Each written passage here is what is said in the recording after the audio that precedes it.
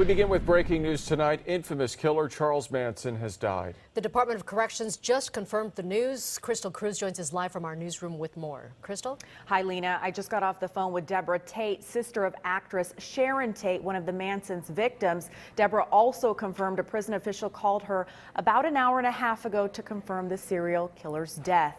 Tate's sister Sharon was pregnant when she was murdered by the Manson family. Tonight, Deborah says she hasn't had time to process his death. She did tell me she said a prayer for Manson's soul and that basically she's forgiven the family but refuses to forget what they did and what Deborah says they're still capable of. Manson had been ill for some time. He was taken from Corcoran State Prison to a nearby hospital just last week.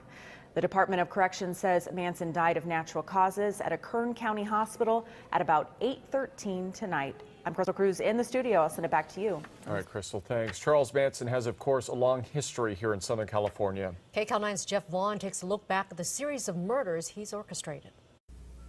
Before 1969, few people had heard of Charles Manson. Then came the two-day rampage in Southern California. What happened, Charlie? Whatever they do is what they do. Manson was convicted of using his cult to turn followers into killers and ordering the murders of at least 7 people. One of them was actress Sharon Tate, wife of director Roman Polanski, and 8 months pregnant at the time of the murder. Manson believed the killings would help bring on an apocalyptic race war, which he called Helter Skelter. What is the hearing? Manson was born to a 16-year-old mother in Cincinnati. He grew up in a series of foster homes. By the time of the murders, had been in and out of prison for much of his life. I've been watching you on the tube. In 1986, CBS's Charlie Rose interviewed Manson at San Quentin Prison, where the convict said he had no regrets. But in the world that I live in, I've never made a bad move in my whole life. Even when it came to the murders. Murder? There's no murder. There in was the a Holy murder War. of Sharon Tate. Come on. There's no murder in the Holy War, man. Was that what it had nothing to do with? Was it a holy war? Was Sharon Tate's murder a holy war? The whole thing is a holy war. Manson's cult spoke about a holy war against the rich and powerful. 4 of his followers were convicted in the murders. All of their death sentences, including Manson's, were commuted to life in prison. Manson was up for parole 12 times and always denied. For nearly half a century, his name marked the gruesome end of the peace movement, which promised love over war. Jeff Vaughn, KCAL 9 News. When I stand on the mountain and I say, do it, it gets done. If it don't get done, then I'll move on it. And that's the last thing in the world you want me to do. I knew that people would die. I knew that there would be killing. Our acts cannot be forgiven. Every one of you out there has tried to kill me for the last 25 years, and I'm still here. Ha, ha, ha. Now what?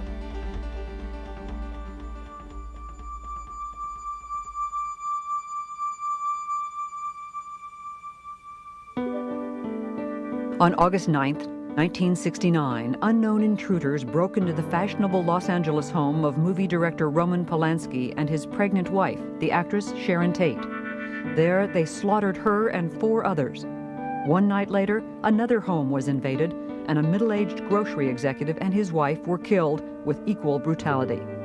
In 2 days, an entire city was seized by fear. But it was months before the crimes were connected. When they were, a small, bizarre character named Charles Manson was charged with provoking his apparently fanatic followers to commit the crimes. And a national obsession to understand these people began. Who was Charles Manson? As he recalls it, the pain of Manson's childhood began early. I am a street child. I'm a runaway little girl at 15 years old out of Kentucky named Kathleen Maddox. I didn't have a husband. My husband's name was Scott. And he married somebody else and went down the road, and she went to Cincinnati and had a guy named Charlie Manson. Charles Manson was born on November 12, 1934 in Cincinnati, Ohio, in Cincinnati General Hospital. His mother, Kathleen Maddox, was just 16 and unmarried when he was born. His father was a Colonel Scott who'd briefly known Kathleen. She was very, very motherly looking. She was as motherly looking as my mother was. My mother went to prison for 5 years for strong-arm robbery. Her brother had to deal a trick in off the street and put the yoke on him to get some money to eat. But when I heard she was a prostitute, it just, I couldn't believe that either. And she went to prison, and I used to visit her in the prison visiting room. His mother's absence and rejection would make a life with her a dream of Charles Manson's throughout his childhood. Manson spent many of his early years in the small town of McMecken, West Virginia, with his deeply religious aunt and uncle, living, by all appearances, a not unhappy small-town life. The house was a big, older house, but it was beautiful. He had just about anything he wanted, I would say. His aunt and uncle and grandmother took him to church. He didn't like going. The only thing he really liked, was the singing. But Charles loved to sing. But some of Manson's outlook on the world came from another uncle, a mountain man. Out of the Kentucky mountains, when my uncle said, "We ain't surrendered, we're still rebels, and we'll be rebels until the end of time, because I ain't accepting no Yankee school." He said, "Don't go to those schools, boy." So when I was 9 years old, I set the school on fire, and I went to reform school. Between 1942 and 1947, Manson spent periods of time with his mother and her assorted lovers around the Midwest. But then, unable to place him in a foster home, she allowed the court to place him in the Givalt School for Boys. After 10 months, he ran away to find her, but she would not take him back. This was a turning point for Charles Manson. The only thing my mother taught me was that everything she said was a lie. And I learned never to believe anyone about anything. He ran away from the school again and began a life of petty crimes, including breaking into grocery stores and stealing a bicycle. In 1949, after time in a juvenile center, he was sent to Father Flanagan's famous Boys Town. According to a 1949 article in the Indianapolis News, a dead-end kid who has lived in an emotional blind alley is happy today. He's going to Boys Town. Manson ran away 4 days later. Now just 13, he stole cars, broke into stores, and committed his first armed robberies. He was then sent to the Indiana School for Boys, where he claims he was raped and repeatedly beaten. He ran away 18 times. Now the punishments escalated after he stole cars, committed armed robbery, and held up gas stations. He went from the National Training School for Boys to Natural Bridge Camp to federal reformatories at Petersburg, Virginia, and Chillicothe, Ohio, where he was paroled in 1954. He was just 19 years old. Around this time in Los Angeles, one of Manson's future followers, Patricia Krenwinkel, was a little girl. Her comfortable childhood could not have been more different from Charles Manson's, but even her home was not without its sadness. During the time I was brought up, nothing was talked about. I mean, my parents' dissolution of their marriage, you don't talk about that. You don't talk about problems in the home. I never felt like I had a sense of who I really wanted to be or become. In 1949, Leslie Van Houten was born into a solid middle-class family in Altadena, California. From an early age, she wanted to help the world. Her parents, too, would divorce. I was always very creative girl, young girl, artistic. But I never, for a while, I wanted to be a school teacher. Somewhere along the line, I got distracted and I lost motivation. Believe that I was desperately seeking someone that I could love and hold on to and call my own. That somehow my dad leaving had left a space there. In January 1955, back in McMecken, the 20-year-old Charles Manson married 17-year-old Rosalie Jean Willis. He held odd jobs, but continued to steal cars, driving them across state lines. 1944, I went to juvenile hall. I didn't get out till 1954. I got a little girl named Rose, stole some guns, went to Georgia, burglarized a store, got a straw hat full of dimes, and came to L.A. I turned 21 years old in the L.A. County Jail. I wasn't out but a hot second. I've been in jail all my life. It was one of the curious facts about Charles Manson. He would often manage to commit small-time crimes that nonetheless violated federal laws and would bring tough penalties. A suspended sentence turned into a 10-year term after he violated probation on a charge of forging a very small treasury check. I was struck by something initially, and that is that he had been sentenced to 10 years for attempting to cash a $43 treasury check, and he did 7.5 years. From 1951 to 1967, Charles Manson's rap sheet shows a range of crimes from mail theft to forgery to running prostitutes. It was at McNeil Island Penitentiary that Manson developed a skill at the guitar and an interest in music that would play an important part in later events. The man who taught him the steel guitar was an aging fellow prisoner, the renowned Depression-era gangster Alvin "Creepy" Karpus. More important, it was in prison, with its rigid codes of behavior and its hierarchy, that Manson developed his way of looking at the world. See, I never realized that people outside are much different than the people inside. People inside, if you lie, you get punched. You get misused. You don't lie to the lieutenant. Lieutenant don't lie to you. There's a certain amount of truth in prison, and being raised in prison, I was raised pretty much in the light of that truth. He did his own time. He pretty much refused to be programmed to go along with the expectations of the prison staff. He apparently spent a lot of time in his cell playing the guitar, writing music. He did attend a class, did very well in a power of positive thinking class, which I always thought was a part of his style. He was released from prison in 1967. It's been said that he asked not to be released. He'd now spent more than half of his 32 years inside, and prison was the only real home he'd ever known. What's more, Charles Manson had never known life with a real family.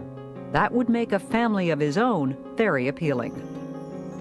Prison may have meant a life of little change for Charles Manson, but life outside was changing radically. It was a far different world now from the one he'd known before prison, and it was one where his particular skills would serve him well.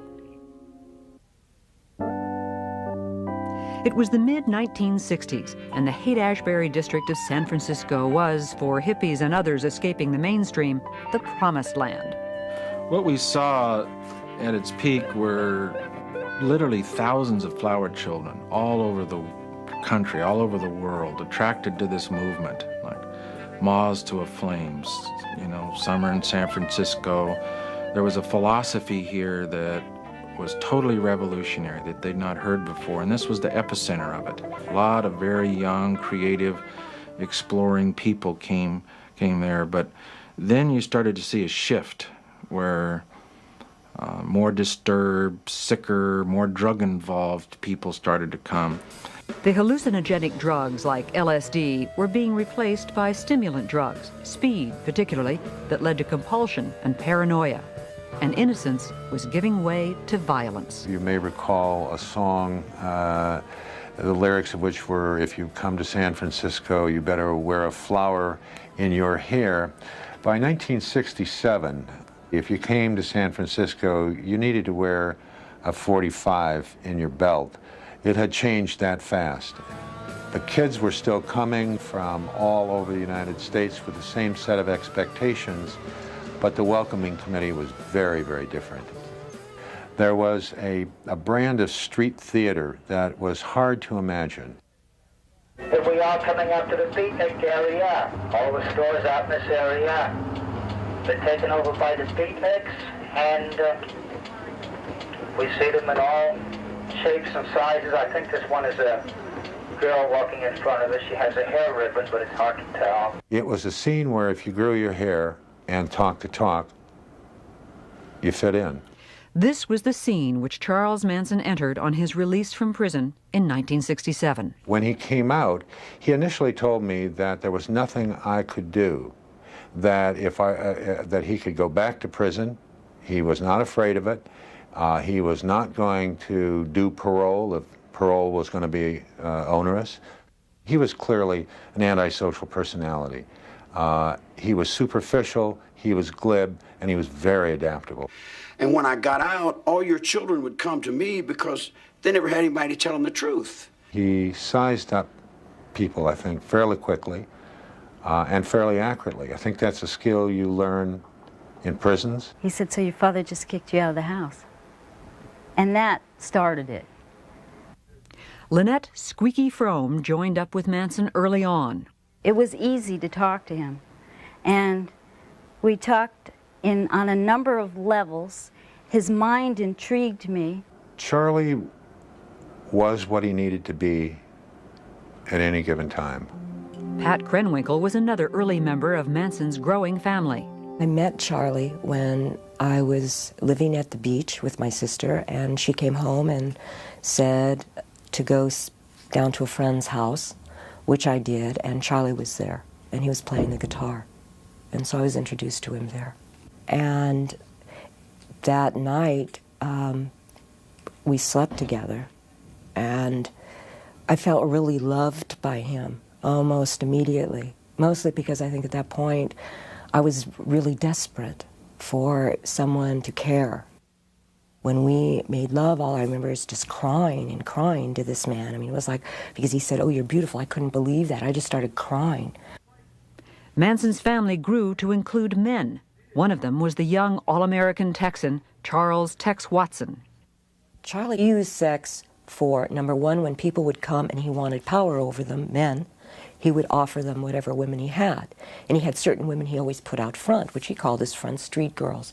They were the ones that he thought were the most beautiful, the ones that would be the most enticing. And that's what he would do. I mean, he was an excellent pimp. Charles Manson was not only attracting followers, he was also exercising more and more control. Whatever he believed, I would believe. And I would say, and I would spout off. I began to get increasingly uncomfortable with the amount of control and the way in which he used them. And you could see his sense of power and control growing. But in Northern California, at least, the family was monitored by outsiders. I saw him on a weekly basis. He would bring the girls into the office. It was a big occasion. I would go out to a home and see them. There was always that string. There was always some reality. The family left San Francisco in the summer of 1967 and began an odyssey up and down the California coast. Moving from place to place was one way Manson kept his followers entertained enough to stay. They started spending more and more time in the Los Angeles area. There, Manson hoped to make a name for himself in rock and roll. I think he felt that once he got down there, things were going to be very, very different. He had contacts with the Beach Boys. It was through the women that Manson made his connection with Dennis Wilson of the Beach Boys. In Los Angeles, Wilson picked up two of the family women hitchhiking and took them home. Soon, Manson and the rest of the family showed up and moved in with Wilson for several months. Then, through Wilson, Manson did some recording, but nothing came of the sessions. Manson was always bitter that his music would remain unheard. They came to the ranch, lady. I didn't go to them. They came to me. You're stealing my music every day. You're writing my songs. You're playing my game. In August of 1968, longtime family member Susan Atkins found the family a new home, an old Western movie set and now writing stable owned by an 80-year-old half-blind man named George Spahn. Leslie Van Houten joined the family in the summer of 1968. You know, all very fun in the beginning, innocent. At first, the family reveled in the crumbling movie set and the beautiful countryside around it. They play-acted roles they might have taken in old movies. It was like summer camp, and Charles Manson was head counselor. It was a great place, actually. We could make anything we wanted out of it. It was like having the Our Gang set, you know. You could turn it into anything. The whole idea was to let time disappear. There was no time. We were all living now. Now was the only time.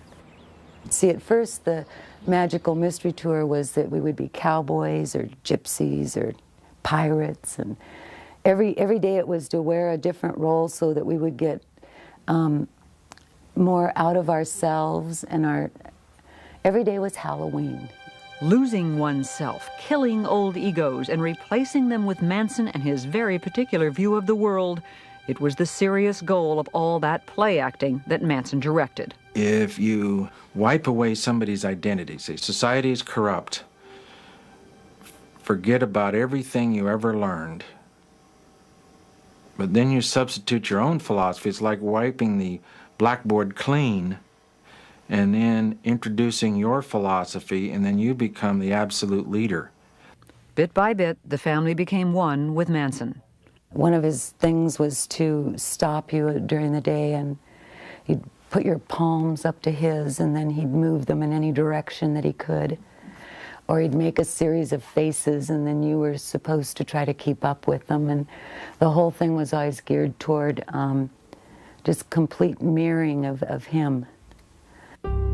One powerful way that Manson maintained control was through drugs, particularly LSD. Well, we took hundreds of trips together. The acid trips were exercises in total control. With Charlie, he actually did almost like drug programming. I mean, he was the focal point at all times. And what seems so amazing is that he somehow, because acid is a very powerful drug, and it's like I would feel like totally out of control, and yet I would watch him and he would seem totally in control. One of the things, when I look back, I realized I didn't always see him take acid. I don't think he did. The idea was to get rid of all the conditioning, to die in yourself. So he would hold you up and say something to you. Say, see, I can see your mother on you. It's still the conditioning. You know, you haven't gotten rid of it. You're not dead yet. Sometimes he would reenact the crucifixion when we were on LSD. And it was very realistic. I would die for you. And then the questions would begin, would you die for me? And what was the philosophy that Manson was offering? It had begun with the notion of oneness and the power of love, but over time, it grew steadily more paranoid. The messages to the family grew steadily darker. There was no right or wrong, and life and death were really the same thing. In fact, death could be a welcome step on the way to a better world. And in the fall and winter of 1968, as Manson saw himself more and more a lone visionary, he and the family spent more and more time in a place that only increased their sense of isolation, a remote outpost in Death Valley, Barker Ranch. We really weren't in touch. We were allowed to listen to the Beatles and the Moody Blues and Manson's music. Nonetheless, Manson was aware of what was going on in the nation's cities. Since 1966, city after city had seen rioting in black neighborhoods. The cry for black power was being heard alongside the ever stronger actions against the war in Vietnam. We're gonna make Vietnam look like a holiday. Because if America don't come round, America should be burnt down. The family moved back to Los Angeles in January of 1969. Then the paranoia ratcheted up even more in early July, when Manson thought he'd killed a black drug dealer he also thought was a Black Panther. Now convinced that the full fury of the Panthers was soon to descend on the family, bitter about his failure to record his music, and most importantly, certain that a giant race war was impending, Charles Manson spent July and early August tense, paranoid, and angry.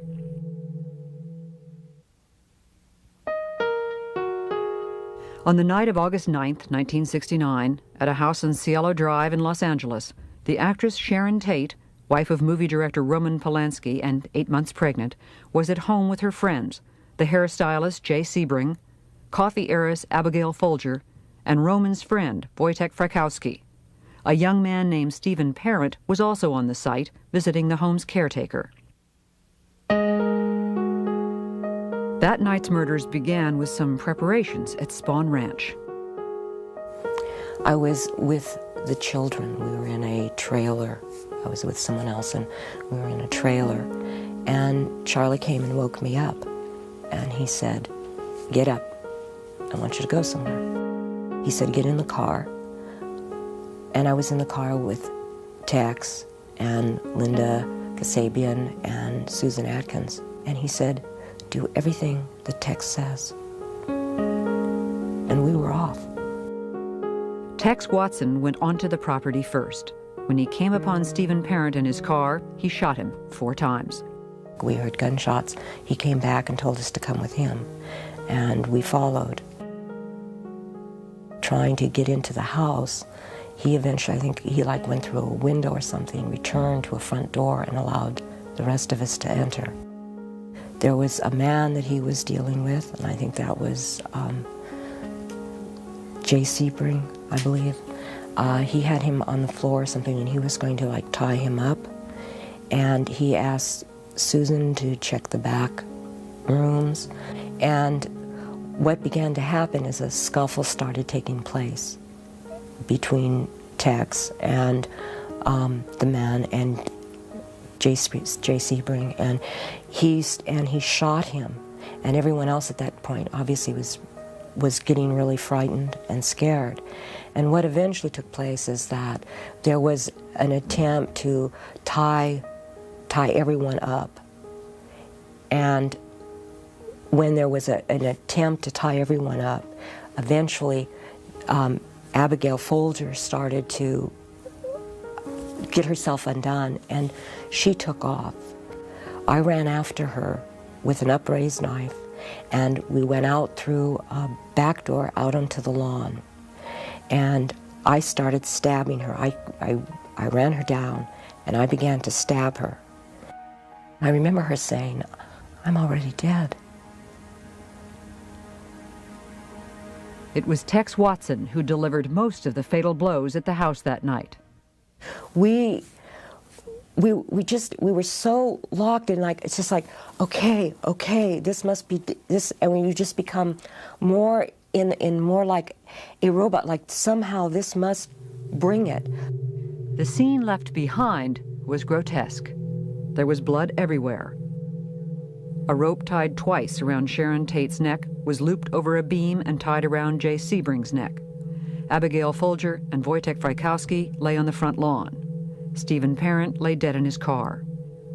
And on the front door, in Sharon Tate's blood, was the word pig. Besides being shot and bludgeoned, the victims had been stabbed a total of 102 times. When I got back to the ranch, we got out of the car, Charlie came up and asked everybody how it went. But that was the first time I looked at him and I said, "Charlie, they were so young." And he just said, "Go with Tex." The next night, another attack.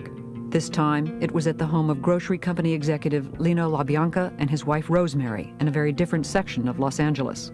Manson knew the house because he'd attended a party at a neighboring home in the past. Along this second night would be Leslie Van Houten, anxious to prove her loyalty to Manson. I knew that people would die. I knew that there would be killing. Manson, Van Houten, Krenwinkel, Watson, Atkins, and Linda Kasabian drove around for a while before they stopped at the LaBianca house. Manson went inside, tied up the LaBiancas, and then left. Pat had a knife, and I tried to hold Mrs. LaBianca down, and I couldn't do it. And Pat went to stab her, and she couldn't do it. Leslie was still trying to hold her because she was struggling, and I went and got Tex.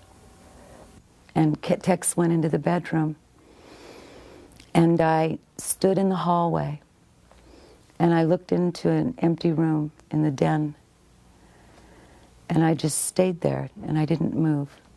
And I have no sound memory of Mrs. LaBianca dying.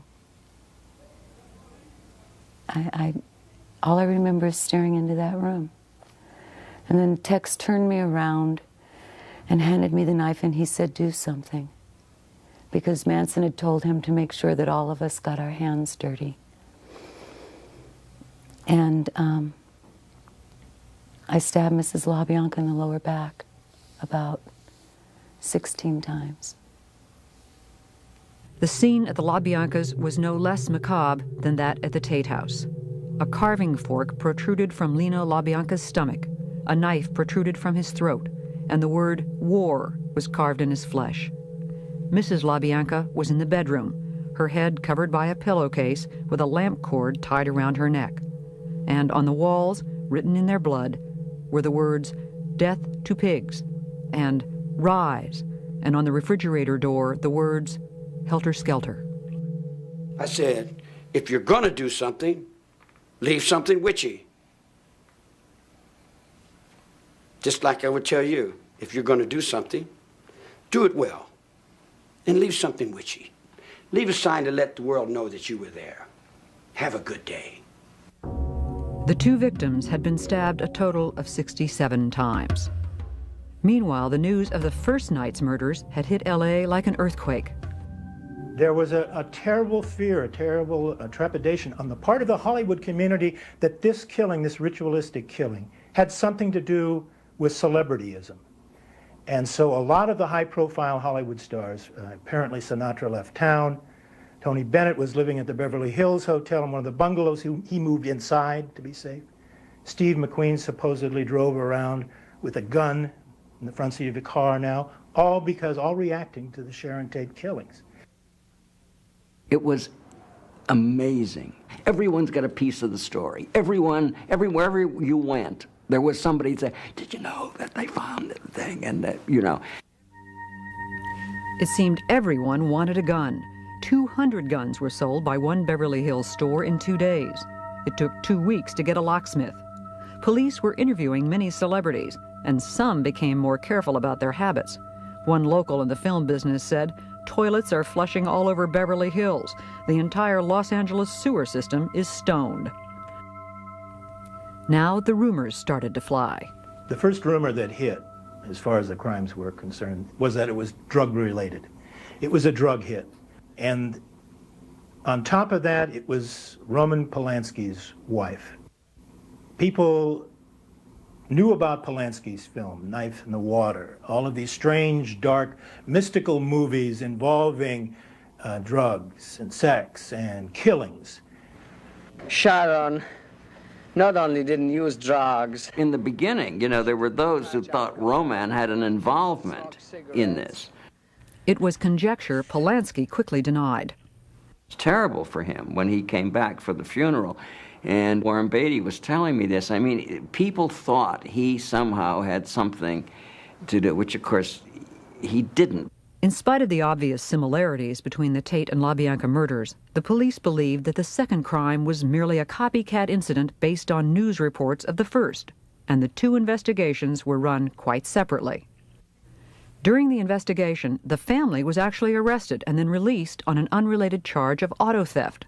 They then headed north to the safety of Barker Ranch in Death Valley. On October 10th, the family was rounded up on new charges of auto theft and arson. And while they were in jail, the L.A. murder cases broke open. Family member Susan Atkins was implicated by another member in an earlier crime. Jailed in L.A., she blabbed to cellmates about the Tate and LaBianca murders. "The more you kill, the better you like it," she told them. Then one cellmate repeated the stories to the police. In December of 1969, nearly 4 months after the crimes, Charles Manson and 5 family members were charged with the Tate and LaBianca murders. What some called the crime of the century would now move on to a trial that would mesmerize a city. The trial of Charles Manson, Pat Krenwinkel, Leslie Van Houten, and Susan Atkins for the Tate and LaBianca murders began on June 15, 1970. Manson demanded and was refused permission to serve as his own attorney. Still, from the beginning, it was clear that Manson was in complete control of the defense. You have to realize that I viewed Manson as being the main defendant. To convict his co-defendants and have him walk out of court, I think, would have been an unsuccessful prosecution. The problem was that Manson was not at the murder scene. He did not physically participate in these murders, so I had to bring him in by way of circumstantial evidence, and also by the law of conspiracy.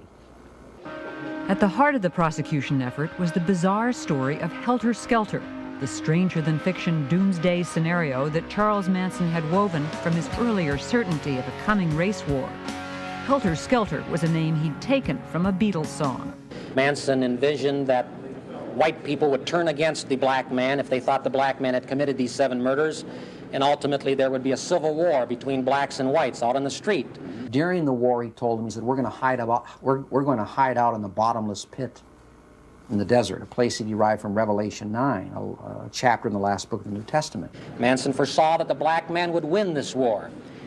But later on, he said the black man, because of inexperience, would simply not be able to handle the reins of power. So we would have to look around at those white people who had survived, who had escaped from Helter Skelter. And he said, we'll come out of the bottomless pit, and quoting Manson, we'll send Blackie on his way to picking cotton, and we'll take over the leadership of the world. Chief prosecution witness was Linda Kasabian, who had driven the car on the night of the Tate murders. She agreed to testify in return for immunity. Can you get out of the way? The mood around the trial and throughout L.A. was as bizarre as the accused themselves. It may be more than 6 months before the Tate case finally goes to trial here at the Hall of Justice, but Hollywood isn't waiting. 2 movies about the mass murders already are in the works. One producer said his film will concentrate on the hippie clan charged with murder and explain on the screen why they might have done it. Day after day, Manson would come into court and by turns intimidate and amuse. He was playing the people. He was playing to the courtroom. He was playing to the press. We had quite a few staring sessions. He was always staring at people. You know, he'd stare at the jury, and they would turn away. He'd turn around and stare at spectators. During the trial, as in their lives before, the 3 women took all their instructions from Manson. The entire proceedings were scripted by Charlie. Every day we'd meet, and he'd decide, well, today I want you each to stand up and hold your hands in some stupid symbols. You're going to get up and scream. You know, each day was scripted, and that day we proceeded through the events. With Manson, he believed that everything we did was creating some picture that was going to go out in the universe and somehow change it towards his, bend it towards his will. The daily march of Van Houten, Atkins, and Krenwinkel, smiling and singing, was unnerving to anyone who saw it on the news. The song they were singing was one that Manson had written.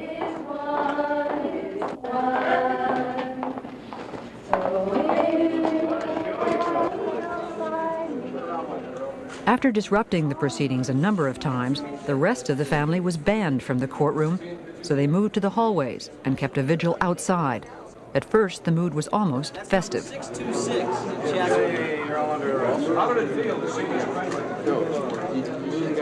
We saw them every day, you know. Come on, Squeaky, you can't really be serious about that, you know. And we would banter back and forth, and so there was a joviality. But continuing to shock the courtroom, Manson carved an X into his forehead in late July to symbolize his removal from society. The following weekend, the 3 girls followed suit. National attention on the trial included unwelcome notice from the highest level. President Richard Nixon spoke of Charles Manson in a speech on August 3rd. Here is a man who was guilty, directly or indirectly, of 8 murders without reason. Here is a man yet who, as far as the coverage was concerned, appeared to be rather a glamorous figure. And the next day, a smiling Charles Manson held the headline up to the jury as the defense demanded a mistrial. It was denied in spite of the defense team's best efforts. The President of the United States says somebody's guilty. What recourse do you have? You answer the question. Inside the courtroom, the most dramatic moment occurred on October 5th, 1970, when Manson lunged 10 feet towards the judge. He was restrained, and the trial continued. It certainly was within earshot. On November 16th, the prosecution rested, and the defense then rested without calling a single witness. Struggles with Manson and changes in the defense team were constant, but there was still alarm when defense lawyer Ronald Hughes did not show up in court. His body was later discovered in a wilderness area. One ex-family member has claimed he was murdered for disagreeing with Manson over Leslie Van Houten's defense. On January 25th, 1971, after 9 days of deliberation, the jury found each defendant guilty of conspiracy to commit murder and murder in the first degree.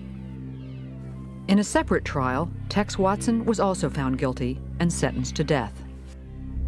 In the penalty phase of the trial, the women did testify and tried to exonerate Manson. And now the instructions from Manson were changing. One of the things that Charlie always promoted about himself was, I don't lie. And all of a sudden he was asking every one of us to lie on a daily basis about something. Oh, say this, say that. And we're going, but I didn't do that. And it was like, you lie? A God lies? On March 29th, the jury called for the death penalty for all 4 defendants, a finding the judge then upheld. In protest, the women shaved their heads. Before that clerk reads that verdict, you don't know what he's going to say, life or death. It's a very tense, suspenseful moment.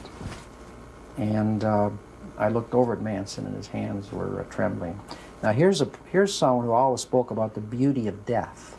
He was always telling everyone, death is a beautiful thing, and maybe when we kill these people, we're doing them a favor, and they don't even realize it. But I was with him for 9.5 months, and he fought very hard for his own life, see? So that was just pure hypocrisy on his part. The defendants faced the death penalty now. To at least one of them, it was a kind of relief. I was more than willing to go to the gas chamber. I didn't fear it. The death penalty for me at the time seemed, it almost justified my not having to deal with what I had done. It was the eye for an eye. They're going to kill me. I don't have to deal with it. And then, in 1972, the Supreme Court overturned the death penalty. Death sentences were commuted to terms of life imprisonment.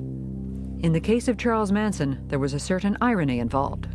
In fact, he told me after the trial, Bugliosi says, you know, you haven't achieved anything here. He said, all you've done is send me back to where I came from.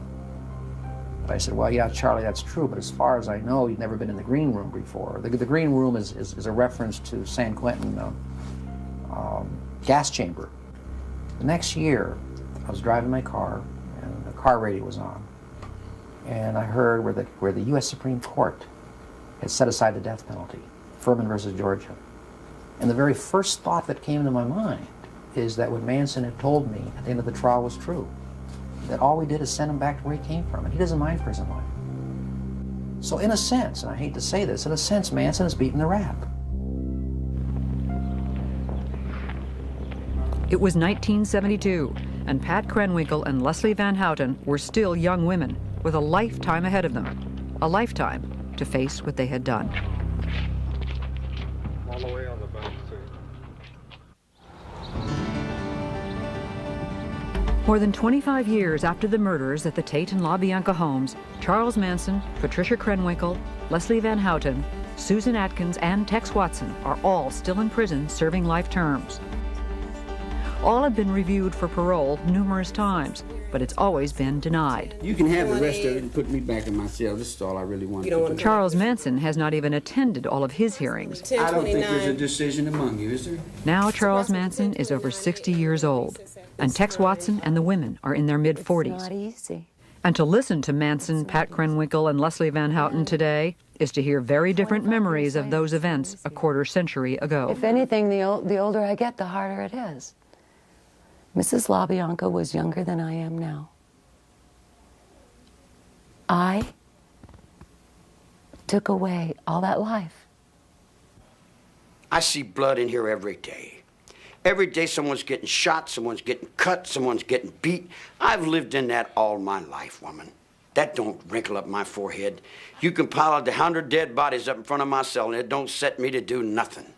Every day I wake up and know that I'm a destroyer of the most precious thing, which is life. And living with that is the most difficult thing of all.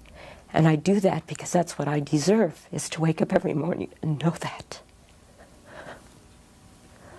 You know, it didn't happen overnight. He spent a lot of time taking middle-class girls and remolding them. I never broke nobody's will. I never told anybody to do anything other than what they wanted to do. Oh, Charlie's just absolutely lying. There wasn't one thing done that was even allowed to be done without his expressed permission. Wait a minute. I said, you do what's best for you. You do what you feel is right. You do what you think is right. Now, whatever you think is right, it's got to be right. All I'm doing is I'm walking with you, I'm walking in line with you, and I'm holding the line with you. What you do is up to you. It's got nothing to do with me. You know, I take offense to the fact that 25 years later Manson doesn't own up to his share in this. I take offense to that. I take responsibility for my part. And part of my responsibility was helping create him. Every once in a while I get letters from children, and they seem to think that what we did is all right. There is nothing that we did that is all right. Nothing. He was not Jesus Christ or Satan.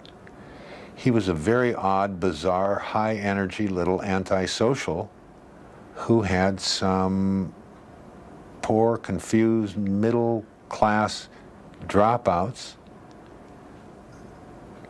who decided to follow him. And he got into a situation where he had enormous power over these people, and he pulled it all together into this incoherent, hateful kind of plan. And there was no one there to say, Charlie, girls, this is crazy.